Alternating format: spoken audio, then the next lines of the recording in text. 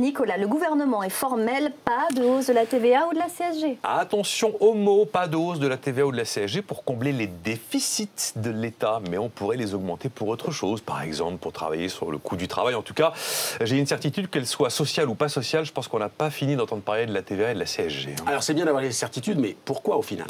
Alors, ma certitude, c'est que la croissance ne sera pas la croissance prévue en 2013. C'est à peu près évident, on n'aura pas les 0,8%. Si on n'a pas les 0,8%, on aura moins de recettes. Donc, automatiquement, ça complique la donne budgétaire. Si on n'a pas les 0,8%, on aura plus de chômeurs, donc plus de dépenses sociales. En plus, il ne vous a pas échappé que le fameux plafonnement des niches fiscales est en train d'être complètement mité. On a préservé les dom-toms.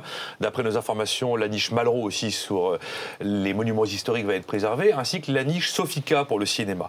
Et puis donc, globalement, si on regarde l'équation budgétaire 2013 telle qu'elle nous est présentée, elle n'est plus tenable. Tenir 3% de déficit public fin 2013 avec 0,8% de croissance totalement hypothétique et la promesse d'inverser le chômage et de passer sous 3 millions de chômeurs, ça ne tient pas, ça n'est plus possible. Donc il faudra des milliards, beaucoup de milliards et très vite. Alors Nicolas, pourquoi recourir à la TVA et la CSG? Parce que c'est génial la TVA et la CSG. Ce sont les seuls impôts qui permettent de générer énormément de rendement avec un minimum de douleur. Ce sont les deux seuls bons impôts, car ce sont les impôts à assiette large et à taux bas. Nous en avons deux, ce sont la CSG et la TVA. La TVA, c'est la première recette de l'État. 140 milliards de recettes par an. C'est-à-dire 3 fois l'impôt sur le revenu. La CSG, elle tape tout le monde, revenu du travail, du capital, les retraités, tout le monde y passe.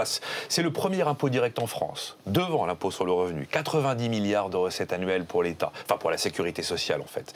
C'est l'équivalent de l'impôt sur le revenu et de l'impôt sur les sociétés cumulées. Ces deux impôts sont d'une efficacité redoutable pour un minimum de douleur. Et comme c'est redoutable, eh bien les deux vont augmenter. Oui, car c'est l'arme lourde de la fiscalité, comme je viens de vous le dire. Vous mettez un point de TVA, vous avez 7 milliards de recettes. Un point de TVA, 7 milliards de recettes.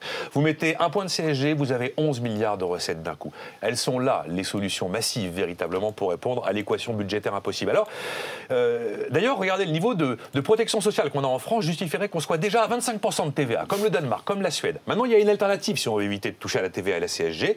Soit j'augmente la dette de la France, soit je baisse la dépense publique.